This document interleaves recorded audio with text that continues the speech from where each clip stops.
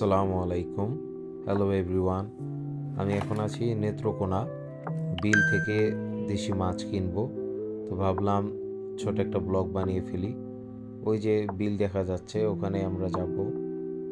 সারা রাত পানি সেচে একদম ভোর থেকে মাছ ধরা শুরু করা হয়, তাই আমরা একদম ভোরে উঠেই রওনা দিয়ে দিলাম আর কি। 20 থেকে 30 মিনিট পথ হেঁটে যেতে হয়, একদম কাঁচা রাস্তা। তো আমরা গিয়ে দেখি ইতিমধ্যেই বিল সেচা শেষ, প্রায় 100 ফুট করে করে সেচা হচ্ছে। হ্যাঁ, প্রতিদিন, তারপর দিন আবার 100 ফুট।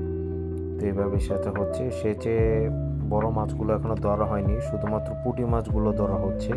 পুঁটি মাছ যেহেতু নষ্ট হয়ে যায় খুব দ্রুত, তাই পুঁটি মাছগুলো ধরে বাজারে পাঠিয়ে দেওয়া হচ্ছে। পুঁটি মাছগুলো এখানে খুবই সস্তা, 60, 70, 80 টাকা, খুব বেশি হলে 100 টাকা কেজি। বল মাছ ছোট ছোট। কাদায় মাছগুলো কিলবিল করছে। কাদার অংশগুলো থেকে মাছ এখনো ধরা হয়নি, এই মাছগুলো একটু সময় নিয়ে ধরা হবে। প্রচুর মাছ, আর এই মাছগুলো আমাদের জন্য বাছা হচ্ছে, আমরা এই মাছগুলো নিব। যেহেতু এখনো বড় মাছ তোলা শেষ হয়নি, তাই আরও একটু অপেক্ষা করতে হবে।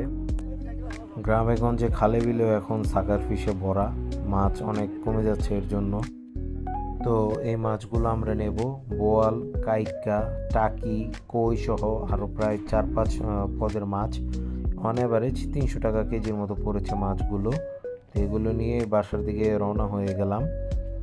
মোটামুটি 8টার মধ্যে আমরা বাসায় চলে আসছি। মাছ কেনাও শেষ, এখন কাটাকুটি হবে। তো প্রায় 7-8 কেজির মতো মাছ হবে। বোয়াল মাছগুলো মোটামুটি বড়। তো কাটাকুটি শুরু হয়ে গেল। যাই হোক, আল্লাহর রহমতে অনেকগুলো দেশি তাজা মাছ পেলাম, আলহামদুলিল্লাহ।